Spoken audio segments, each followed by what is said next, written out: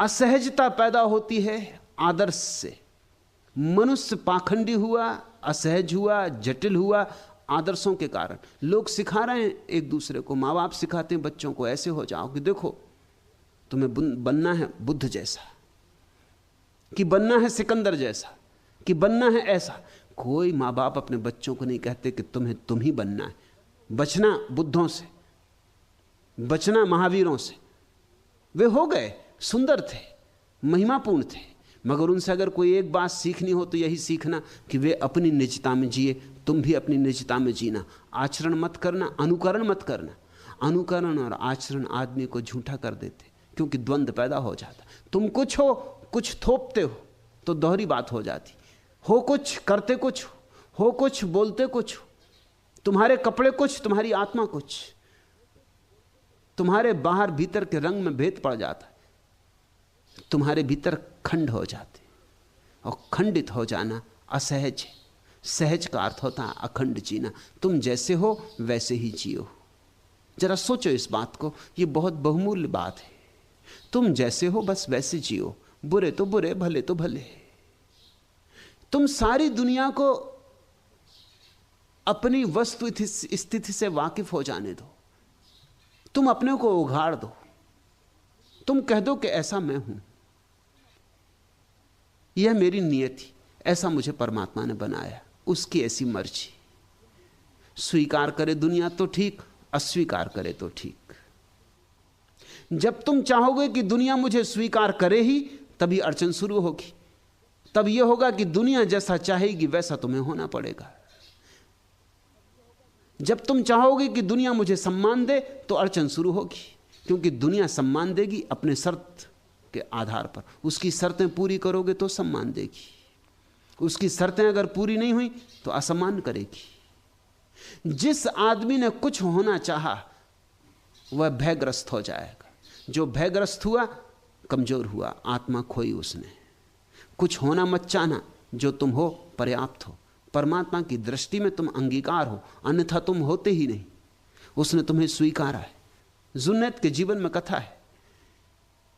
नए गांव में आके ठहरा जुन्नैद। सूफी फकीर था, बड़ा फकीर था। उसके पड़ोस में एक शरारती उपद्रवी आदमी था। 2-4 दिन तो उसने देखा, फिर उसके बर्दाश्त के बाहर हो गए। एक सांझ प्रार्थना कर रहा था, नमाज में था। प्रार्थना के बाद उसने कहा, हे प्रभु, इस आदमी को समाप्त कर। इसकी क्या जरूरत है दुनिया में?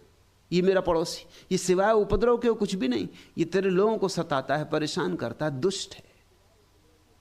जुन्नैद को कभी किसी प्रार्थना में परमात्मा का उत्तर ना आया था। उस दिन आया।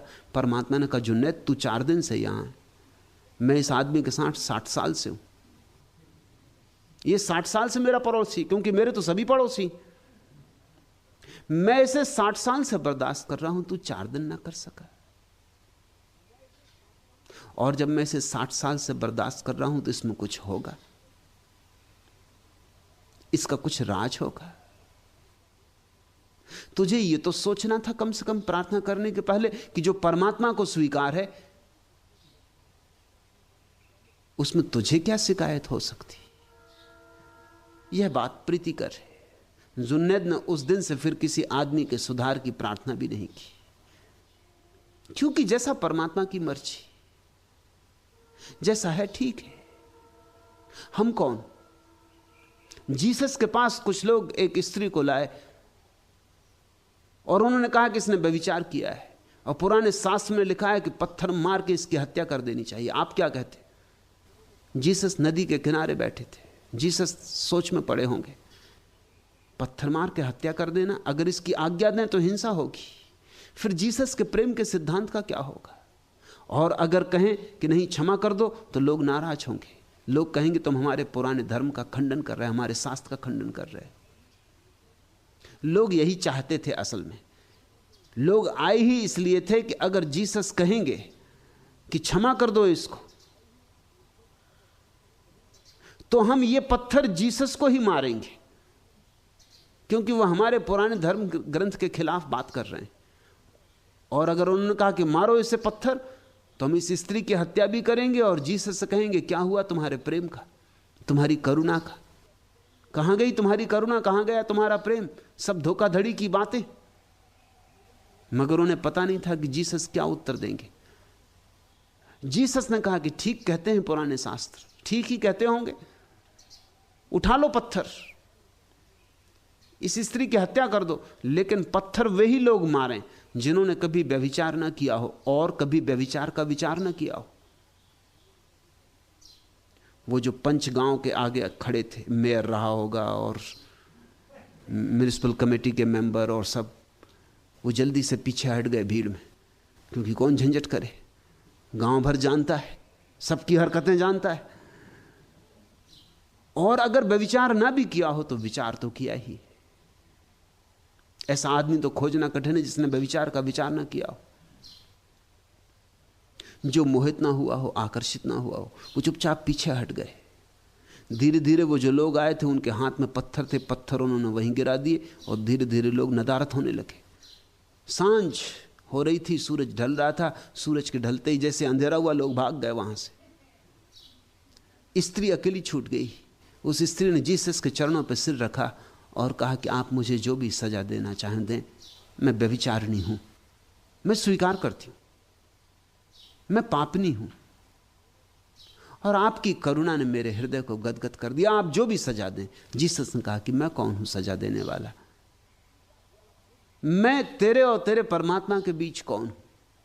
तू जान, तेरा काम जान और तेरा परमात्मा जाने। मैं कोई निर्णय नहीं लेता। अगर तुझे लगता हो कि कुछ गलत किया है तो अब मत करना,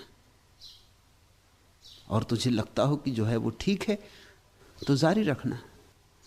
निर्णायक परमात्मा होगा, तेरे और परमात्मा के बीच अंतिम निर्णय होने वाला है, कोई बिचवैया नहीं। तू जा। ख्याल करते हो इस बात में? जीसस का प्रतिष्ठित वचन है, बुराई की भी निंदा मत करना, बुराई की भी। क्यों? इसलिए कि अगर परमात्मा चला रहा है